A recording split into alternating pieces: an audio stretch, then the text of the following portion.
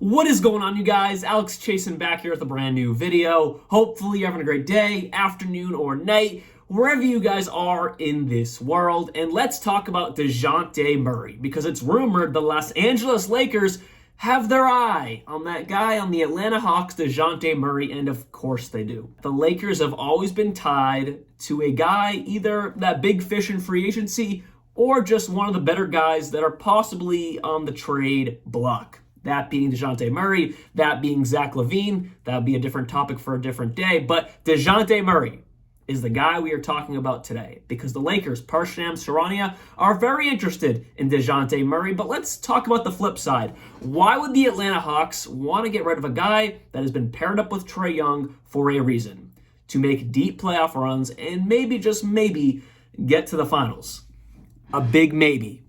A big maybe, but that's the goal. That was the goal by getting Dejounte Murray, pairing him up with Trae Young. They had Clint Capella, that youngish core with DeAndre Hunter, AJ Griffin. That was the goal. But it's completely flopped, as they are 12-18, currently the 12th seed in the Eastern Conference. Now, with that said, they're only one game out of the play-in, and they're 5.5 games out of that 6th seed, which is a lot farther than in the Western Conference, where it's like a 2-game difference, and you can go from 6 to 10 in one day. It's not quite that simple in the Eastern Conference, but they are right outside the play-in, which isn't that bad. But this team on paper with Trae, Dejounte, Clint Capella, DeAndre Hunter, AJ Griffin, supposedly a good coach in Quinn Snyder. I don't think he's that bad. He had pretty solid years in Utah, but obviously they never got over the hump, something he hasn't done. So maybe a lack of experience there, but they should be a good, at least regular season team. But it's been anything but that. So at the end of the day, Dejounte Murray and the Atlanta Hawks have been anything but a success. They have a 50-54 record, or Dejounte Murray has a 50-54 record as an Atlanta Hawks player. So around 500, which isn't bad, but they should be much, much better. 3 seasons ago, this team, before Dejounte Murray was on the team, was in the Eastern Conference Finals. I know it seems like forever ago, because it was right after the bubble. It was the season right after the bubble. So it seems like forever ago. It seems like COVID was forever ago, but it was really just 3 years ago. This team was in the Eastern Conference Finals. And since having Dejounte Murray, they've made it to one playoff series. That was last year. Went to 6 games with the Celtics. Should have never have gone that long, but it did. And then this season, they're 12-18. And they blamed it last year on Nate McMillan. They made him get fired. And then they brought in Quinn Snyder, and yes, they went to the playoffs, but look where they are this year. Not very good. So let's talk about some possible trades for the Atlanta Hawks, sending Dejounte Murray to either the Lakers, and then I have a few other dark horse teams that I personally think are realistic. We'll talk about that. But let's start it off with the Lakers. That's what the rumor is. That's what Shams is reporting. The Lakers are interested in Dejounte Murray. So how can that happen? So the trade I have in mind is Austin Reeves, Jalen Hood-Schifino, Cam Reddish, a second and a first-round pick for Dejounte Murray. Now, this might be a little much. Some may say that. But the Lakers are in win-now mode, and this is the best offer they can realistically give, because I don't think giving up D'Lo in a one-for-one swap, or even a little bit more of a one-for-one swap, if you do D'Lo, Jalen Hood-Schifino, a pick or two, whatever it is, just not Austin Reeves, I don't think the Atlanta Hawks do that trade, because they have Trae Young, ball dominant, D'Angelo Russell, ball dominant. He's now coming off the bench because he's so ball dominant. They don't want him playing with the ones. They want him playing with the twos, so he can be that ball dominant guard and run that second unit offense. So I just don't think that whole tandem in Atlanta would work. Definitely not. And then the defense would be even worse. So at least if you're getting Austin Reeves, you get a sharpshooter who can play off the ball, plus can create his own shot. And I think he's deserving of a true starting role. So that was the rumored Lakers' interest in Dejounte Murray. But now let's transition into a couple teams that I think should try to get Dejounte Murray, because it would take their situation that's already good to the next possible level. Starting off with the Oklahoma City Thunder. Josh Giddey hasn't really had a jump year that we thought he was going to have, has kind of declined, but is still playing really good basketball. But he's in the shadow of a MVP candidate in SGA, Shai Gilgeous-Alexander. And that shadow is not going away anytime soon. This is SGA's team, and Josh Giddey hasn't really seemed to be. Team's playing great. He's playing a good role, but you put him in a different situation where he can be that next star or transition into that next star. That might be a better situation for Josh Giddey. And then the Thunder, they get a true perimeter defender, a true guy who can create his own shot, play off ball, a true proven low-level star in the league with Dejounte Murray. So the trade is, because it has to be a 3-team trade, because the Atlanta Hawks, as much as their record's really bad, with Trae Young or a coach like Quinn Snyder, Clint Capella, you got a lot of win-now players. So the 3-team trade I'm proposing is the Atlanta Hawks get Pascal Siakam, a few picks from the Thunder. The Thunder get Dejounte Murray, a bunch of cap fillers, and some picks. The Raptors get Josh Giddey and a bunch of cap fillers. So you see a lot of names here, but the most important part to look at is Pascal Siakam to the Atlanta Hawks.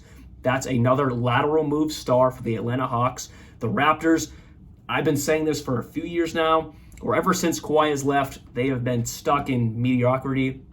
Masai Ujiri doesn't like to not try to win now. As much as they're not winning now, he'll never, as far as I've seen, he'll never make a trade to sell pieces to get assets back. And Pascal Siakam is on an expiring contract.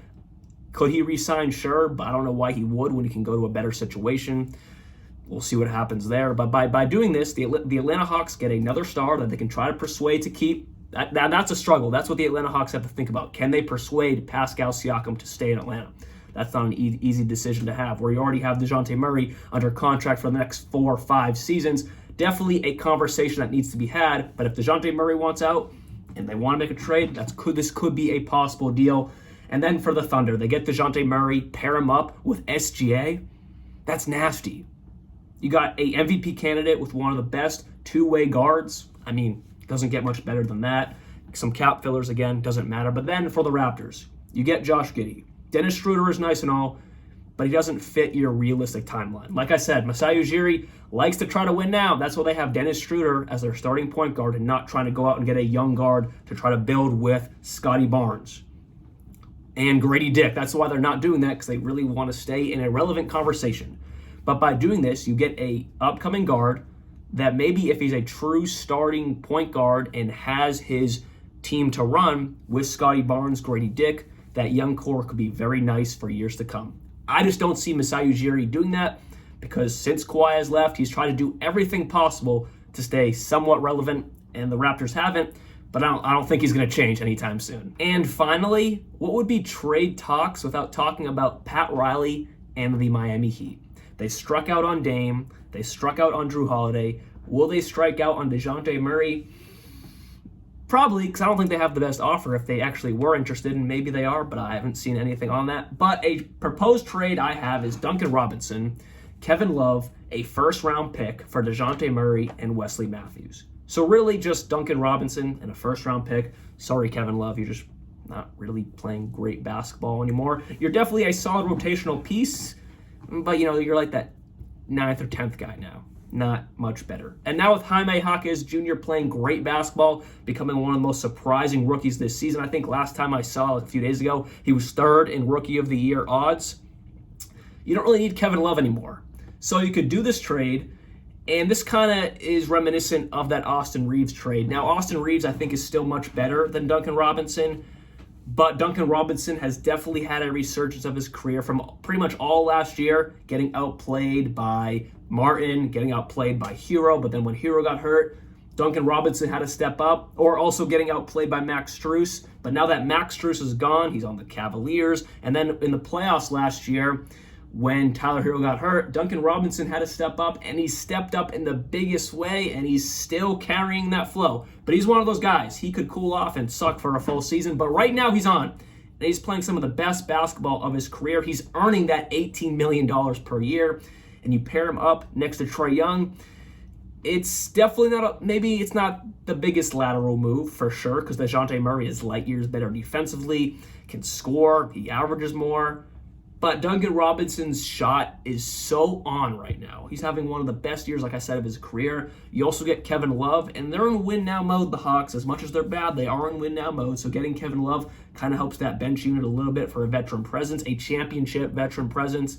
And then they get a first-round pick. I don't love this deal by any means, so I'm not trying to sell the world on this, but the Miami Heat are always going to be in trade conversations, and I don't see them, obviously, are not going to trade Tyler Hero, but Dejounte Murray can move back to that true point guard role. You got Kyle Lowry off the bench, Tyler Hero at the 2, a really, really good guard rotation there.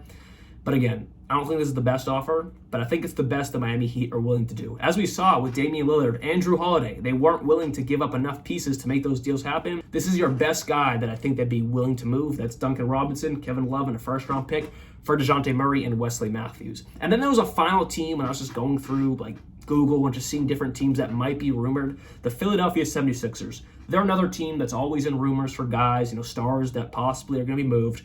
Absolutely not. If we have learned anything this season, the 76ers are better with less. You got Joel Embiid playing like MVP Joel Embiid still.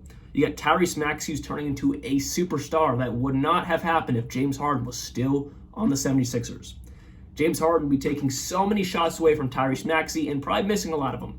But no, Tyrese Maxey is turning into a superstar. Do not mess that up, Philadelphia. You have a true superstar duo that is still growing. Do not mess that up. You still got Toby. And then when you made that James trade, you got good quality depth pieces back. Do not mess that up, Philly. You do not need Dejounte Murray. If anything, try to get some better role players. But I think you're already pretty set there, in my opinion. So do not do that, Philly. I think you're all right.